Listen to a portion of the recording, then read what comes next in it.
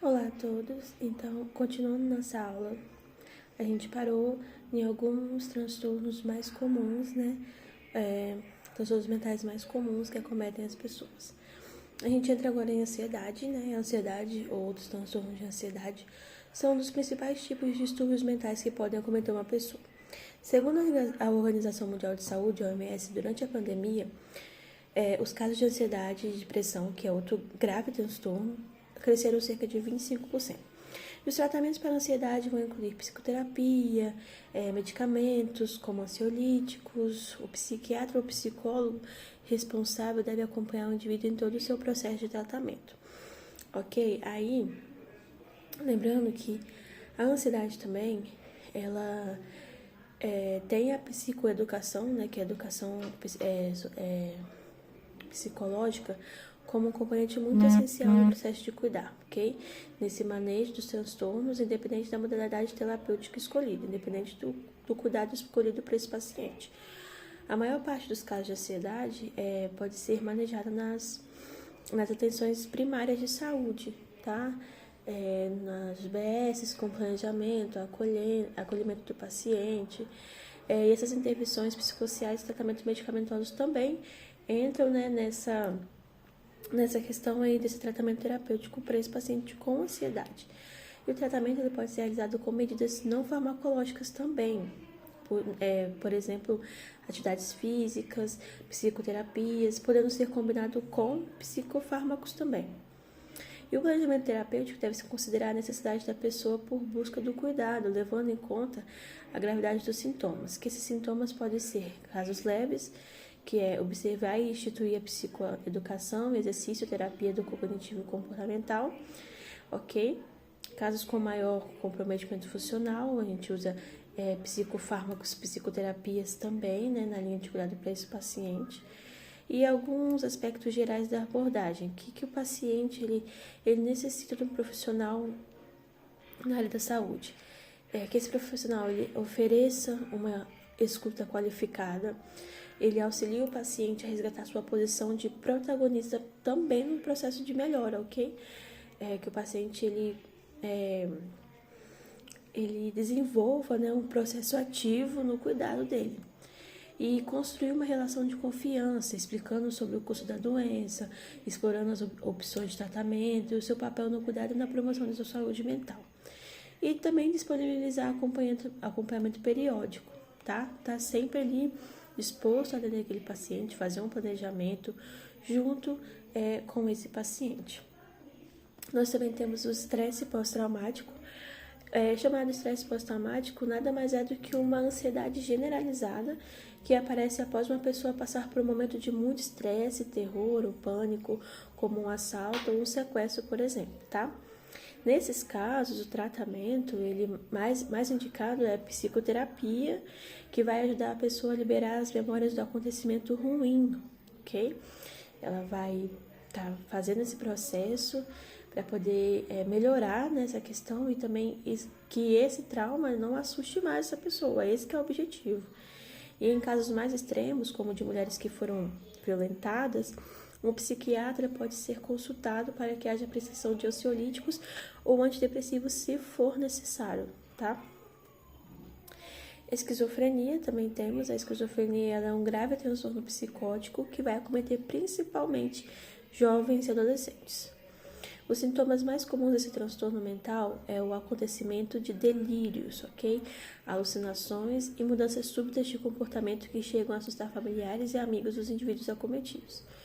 Nesses casos, um psiquiatra deve ser consultado e deve prescrever antipsicóticos e outros tipos de terapia para esse paciente. E é importante que a família do esquizofrênico siga à risca o tratamento que ele tenha para que ele tenha eficácia, tá?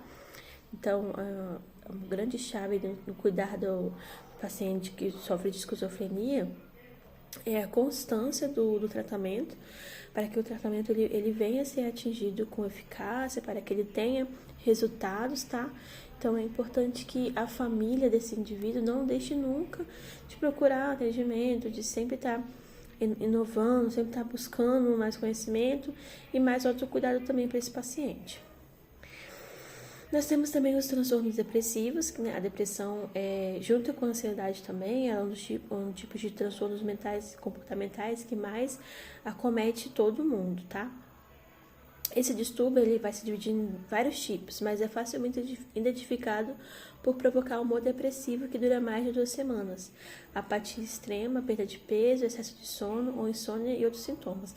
Então a gente tem que ter muito cuidado para não considerar a depressão como uma tristeza profunda, porque às vezes as pessoas passam por um momento difícil, elas tendem, né, a sofrer um pouco. Só que a depressão ela tem características, tá, para ser diagnosticada como depressão. Ela tem esse humor depressivo, que ele vai ter uma constância de tempo, ele vai durar um tempo. Temos essa apatia, essa vontade de ficar sozinho extremamente grande, esse sentimento de se sentir sozinho. Temos essas mudanças fisiológicas, né? Essas insônias e muitos outros sintomas também. E para tratar a depressão, a pessoa deve consultar um psiquiatra que vai avaliar o tipo de transtorno depressivo presente e indicar o melhor tratamento. Nesse caso também, pode ser um tratamento medicamentoso. E o profissional de saúde também ele tem que ter uma escuta eficaz, tá? Um acolhimento. Esse paciente ele precisa ter um ambiente ali voltado para o autocuidado dele, voltado para a assistência nele, ok? Temos também os transtornos alimentares, tá? Os transtornos alimentares, eles possuem sintomas majoritariamente, ou os sintomas mais frequentes, comportamentais, ele é mais comum, né, de acometer as pessoas, que a gente costuma ver bastante, e eles possuem raízes na mente das pessoas acometidas. Os transtornos alimentares, eles são os transtornos comportamentais mais comuns da gente costumar ver, tá bom? Para tratar um transtorno alimentar, a pessoa acometida deve procurar a ajuda de um psicólogo, um psiquiatra e um nutricionista, tá bom? E o acompanhamento multidisciplinar irá tratar a raiz do problema e os seus efeitos no corpo do indivíduo.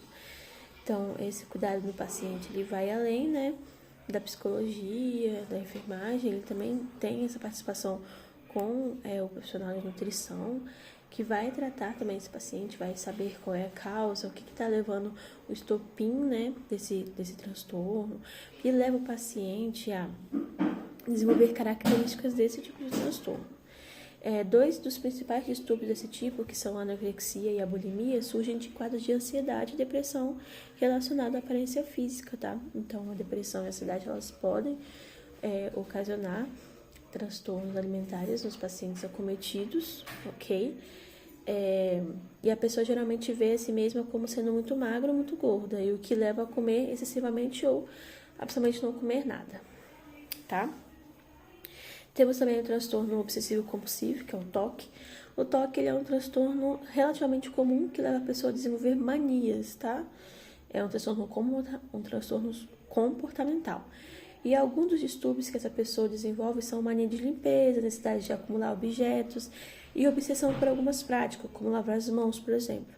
Então, não é tipo o gosto da pessoa. Às vezes a pessoa ela simplesmente gosta de as coisas de um jeito. O TOC, ele é além disso, tá? A pessoa, ela demonstra características realmente compulsivas, obsessivas, tá? Ela tem essa dificuldade e essa característica é muito presente nela, levando ela a levar quadros, né, de surtos, levando ela a ter episódios, né, de estresse altamente grande, tá? Então é um transtorno muito característico. Não é em relação à mania de pessoas, tipo assim, o meu gosto, eu gosto que fique desse jeito. A partir do momento que isso vira uma obsessão e seja compulsivo, tá? Um comportamento compulsivo. O tratamento adequado para o transtorno obsessivo-compulsivo, ele é receitado por um psiquiatra e geralmente consiste no uso de medicamentos antidepressivos e a prática de terapia cognitiva comportamental. Essa prática, ela é muito comum.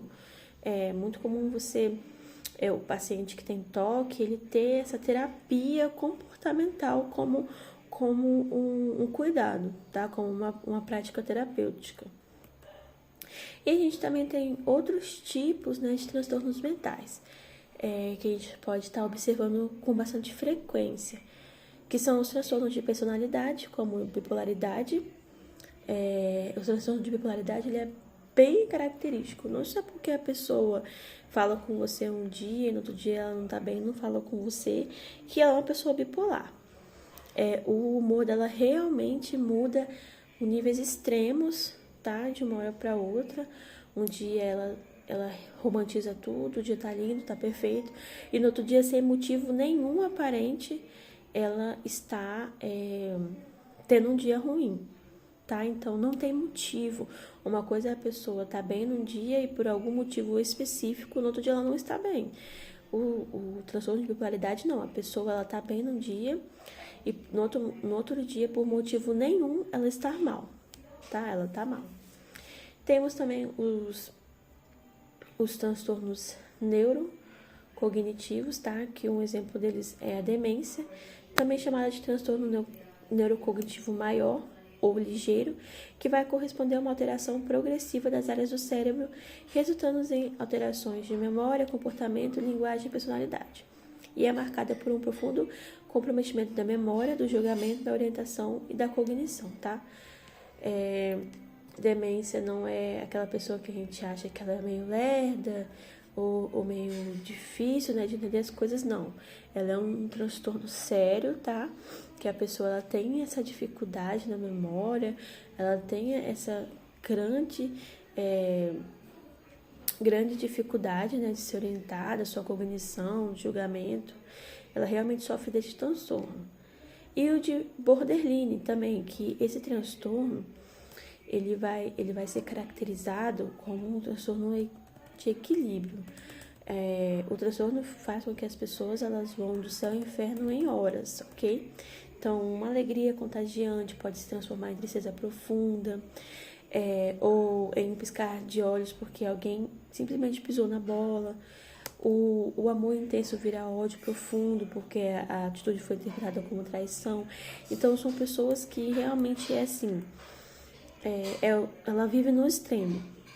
Ou ela tá totalmente bem, ou ela tá totalmente mal. Ela te ama muito, ela não te ama nada, ela te odeia totalmente. Esse transtorno é conhecido como o transtorno mais lesivo. Ele leva a episódios de automutilação, abuso de substâncias e agressões físicas. Além disso, cerca de 10% dos pacientes cometem suicídio, tá? Além da montanha-russa emocional, é da dificuldade de controlar os impulsos que o Borderline tende a enxergar a si mesmo e aos outros na base do tudo ou nada, o que torna as relações familiares, amorosas, de amizade, até mesmo com o médico ou terapeuta, extremamente desgastante. Então, nesse transtorno, o que falta para a pessoa é literalmente o equilíbrio dela. Ela não tem isso. A pessoa que sofre desse transtorno de Borderline, ela literalmente, para ela, ou é 100 ou é 0. É tudo ou nada. Então, ela te ama ou ela te odeia e acabou, tá bom? Não adianta você pensar, eu tenho isso. Não. Tem que realmente procurar um profissional, ser acompanhado, ter um acompanhamento para ser, né, classificado como um paciente que sofre de transtorno de Borderline. Ok? Nós temos também transtornos parafilíticos, ok? Parafílicos. Esse transtorno, ele vai ser muito característico de fantasias ou comportamentos frequentes, intensos e sexualmente estimulantes, tá? Que envolve objetos inanimados, crianças ou adultos sem consentimento, ou sofrimento ou humilhação de si próprio do parceiro. Transtornos parafílicos são parafilias que causam angústia ou problemas com o desempenho de funções da pessoa com parafilia, o que vai prejudicar ou pode prejudicar outra pessoa, tá? Os transtornos mais comuns são os transtornos de pedofilia, tá? São transtornos parafílicos. A pessoa, ela literalmente tem um transtorno com isso, ela tem esse desejo sexual estimulante que leva ela a praticar atos, né, que vai contra ela e contra outras pessoas também, ok? E também temos o transtorno de sono vigília, que a pessoa não consegue dormir, ela não consegue tem o momento de sono dela, então por isso ela tem episódios de insônia, ela fica, né, com essa característica de pessoa que não consegue dormir mesmo, não consegue deitar e descansar. Ela tem insônia e isso também é considerado um transtorno, tá? E temos também, para finalizar, a somatização. A somatização, ela é aqueles transtornos internos que acabam refletindo, tá, fisicamente na pessoa. Ou seja, a pessoa começa a ser acometida por doenças físicas, né, que antes não tinha, por causa dessa somatização. Essa soma, né, esses sintomas, essa soma as angústias emocionais, sentimentos emocionais, que vai somatizando dentro da pessoa e ela acaba refletindo isso, jogando isso para fora de uma forma física, tá? Acometimento de doenças, o aparecimento de doenças antes nunca vistas, de nunca tidas antes, por causa dessa questão da somatização, tá bom? Então a gente fica por aqui. Beijinhos a todos. Tchau, tchau.